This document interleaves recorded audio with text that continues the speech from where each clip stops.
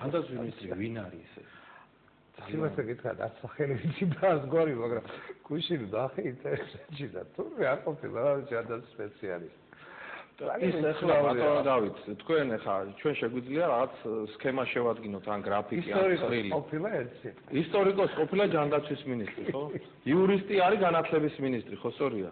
მხედრიონელი არის კულტურის მინისტრი. მხედრიონობა მე მგონი ერთი რაღაცა აკადემიას თუ არა ინსტიტუტს მაინც ხო უდრიდა რა. მხედრიონელი ყავს იმის მინისტრი, კულტურის მინისტრი. რომელი მინისტრი ყავს ეს გილაური, რამდენადაც ვიცი ენერგეტიკის მინისტრი იყო მანამდე, ახლა ფინანსთა მინისტრი არის.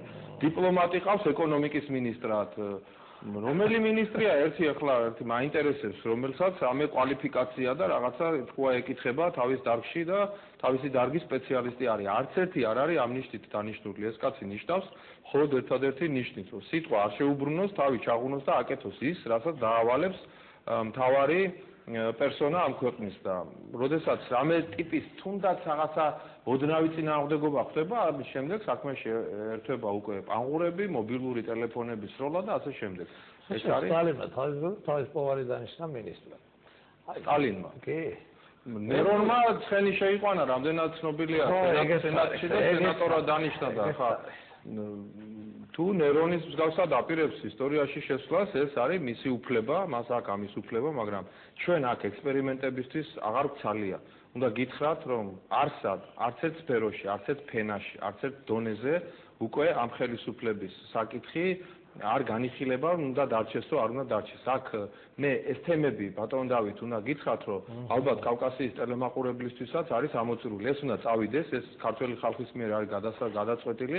ეხლა ჩვენ ვართ ერთი ამოცანის წინაშე. ოპოზიციამ უნდა იპოვოს ისეთი კონფიგურაცია, რომელ კონფიგურაციასაც ხალხი გაყვება, რომელსაც ექნება ნდობა, რომელსაც ექნება ნდობის მანდატი ხალხისგან მიცემული. ეს ერთადერთი პრობლემა არის მხოლოდ. ოპოზიციას ხელს რა უშლის დღეს? მე ამაზეც მინდა გულწრფელად ვილაპარაკო. შარშან, როდესაც ოპოზიცია გაერთიანდა, მაშინ ეს იყო ერთგვარი იძულებითი გაერთიანება. სხვაგვარად, ხელისუფლება ძალიან ძლიერი იყო, პრაქტიკულად ოპოზიციური პარტიები ყველანი იყო კუთხეში მიყენებული და აქედან გამომდინარე გაერთიანების გარეშე პრაქტიკულად ჩვენ ვერავითარი პროცესების დამზრდელები ვერ ვიყავით. დღეს ოპოზიციური პარტიების დიდი უმრავლესობა ხედავს, რომ ამის საქმე არის წასული და აქედან გამომდინარე არ ჩქარობს გადადგას ის ნაბიჯი, რომელი ნაბიჯიც შემდეგ ადეკვატურად გამოიწვევს ხელისუფლების გადადგომას და აქედან გამომდინარე გადადგომის შემდეგ ახალი ჯანსაღი პროცესების დაწყებას. ამიტომ ძალიან მნიშვნელოვანი იქნება, მე მინდა გითხრათ, რომ ის დოკუმენტი, სადაც იქნება ჩაწერილი სააკაშვილთან მიმართებაში პოზიცია ოპოზიციურ პარტიების, რომ სააკაშვილი უნდა გადადგეს და უნდა წავიდეს. ძალიან მნიშვნელოვანი იქნება თუ რა, როგორ და რა ფორმით წარმოუდგენიათ ოპოზიციურ პარტიებს. თუ ვინმეს გონია დღეს, რომ ამ დოკუმენტზე ან ხელის მოწერა არ არის საჭირო, ან ეს ნაადრევია, ან ხალხი ამისთვის მზად არ ეძა ასე შემდეგ, ეს არის პრაქტიკულად უნდა გითხრათ თქმა იმისი, რომ ეს პარტიები, რომლებიც ყავს სახეზე დღეს საქართველოში არიან კმაყოფილი იმ სიტუაციით, რა სიტუაციაშიც არის ქვეყანა, რა სიტუაციაშიც არის მოსახლეობა, რა სიტუაციაშიც არიან თვითონ და მაშინ ეს არის ამის დაფიქსირება და ამის აღიარება. ამიტომაც ეს ერთგვარი ტესტია უნდა გითხრათ ეს დოკუმენტი და მე ვფიქრობ, რომ ეს დოკუმენტი უნდა შედგეს, რაც შეიძლება მალე. კონსერვატორები ძალიან მიაქტიურებთ, რომ ასეთი ტიპის დოკუმენტი იქნას შედგენილი.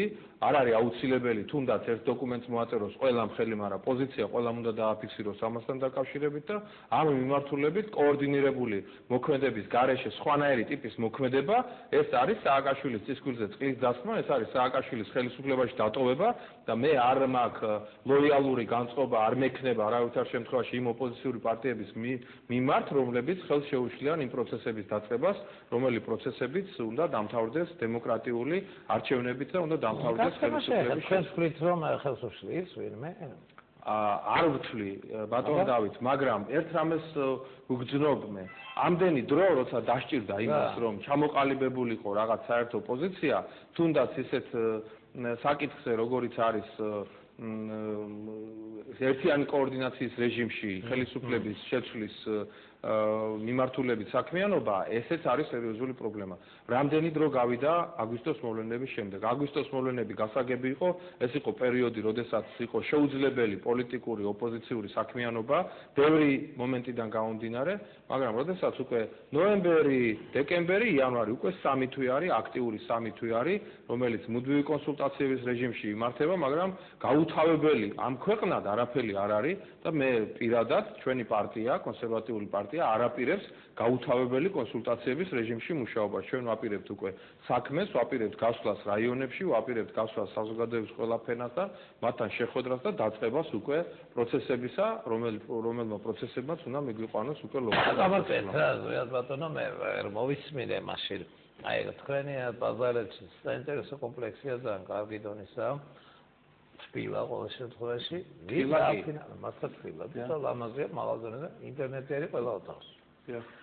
ვინ დააფინანსა ესე ძვირადღირებული თქვენი მე მგონი ტრენინგსა უტარებს რეგიონალური ორგანიზაცია ამერიკის რესპუბლიკური ინსტიტუტი თანამშრომლობს კონსერვატიულ პარტიასთან წელიწადში რამდენიმეჯერ ჩვენ გვაქვს ესეთი ფუფუნება მათი მხრიდან მე მინდა მათ მადლობა გადაუხადო პარტიული მშენებლობისთვის საორგანიზაციო მუშაობების მენეჯმენტის უფრო კარგად გასამართად ამავე დროს პოლიტიკური თემების სხვადასხვა რომელიც არის მნიშვნელოვანი პოლიტიკური პარტიებისთვის ეს არის ორდღიანი სემინარი გქონდა სადაც რა თქმა უნდა ჩვენი შიდა პარტიული საკითხებიც განვიხილეთ ქვეყნის შიგნით არსებული პარტიების და იყო ეს სემინარიც რომელიც სპეციალისტებმა ჩაატარეს სხვადასხვა პოლიტიკურ თემებზე და ჩვენ გვაქვს ხშირად ხოლმე ესეთი ტიპის შეხვედრები 45 ორგანიზაციის წარმომადგენლები ჩამოვიდნენ 10 ორგანიზაცია ვერ ჩამოვიდა თითოეულობის გამო რაჭიდან იმერეთის ზოგი რეგიონი და რაიონიდან და სამეგრელოს ზემო მთიანი მაღალმთიანი რაიონები და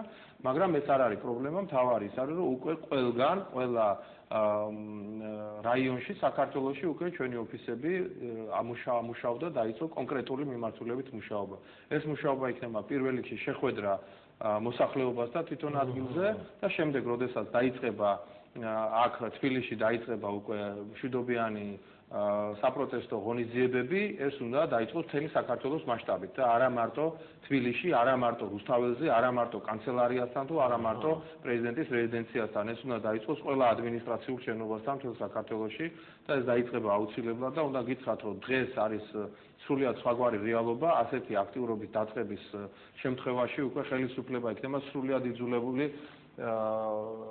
წავიდეს იმაზე, რასაც ჩვენ ვითხოვთ და ჩვენ არაფერს არარეალურს არ ვთხოვთ. არც ერთ ნორმალურ ქვეყანაში დღეს პრეზიდენტი არ იქნებოდა თავის ადგილზე ის რომ ჩაედინა, რაც ჩაედინა ამ ქვეყნის პირველმა პირმა.